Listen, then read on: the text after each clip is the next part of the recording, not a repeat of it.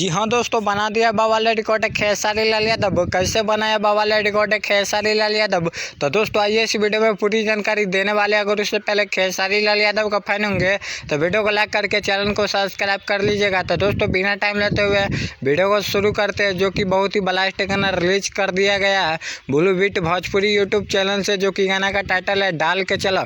दोस्तों ये भी गाना भोजपुरी इंडस्ट्री में बवाल कर चुका है। तो दोस्तों 1 घंटा का रिमूव हम दिखाने वाले हैं। तो दोस्तों पहले हम आप लोग को व्यूज दिखा देते हैं।